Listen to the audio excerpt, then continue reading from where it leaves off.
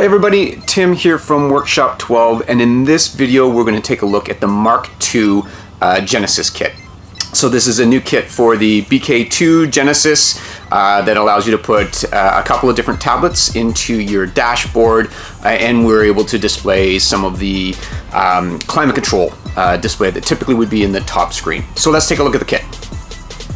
Alright, so this is the Mark II kit for the Genesis.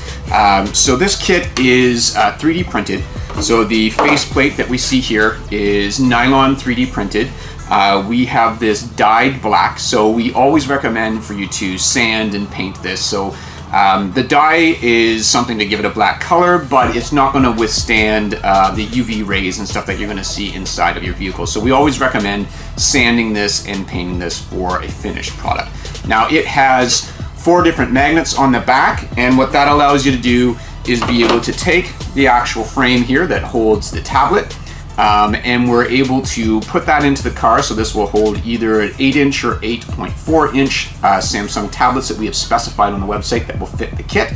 This bolts into the dashboard, so you can snap your tablet in, wired it in, typically using our Mark 1.7 electronics that allow you to be able to bring that CAN bus data onto the screen. Once you've got your tablet in, you're able to take your front faceplate and essentially then snap it in place. So those are 4 rare earth magnets that are on the faceplate, and there's 4 in the actual plastics that go into the dashboard that make a nice strong connection on the plastics to hold everything in place. So the plastics themselves, or the cradle, snap around the tablet much like a phone case to hold it nice and secure and snug in there, and then the faceplate really is going on as a decorative piece over top of that to make it look like it's incorporated into your dashboard.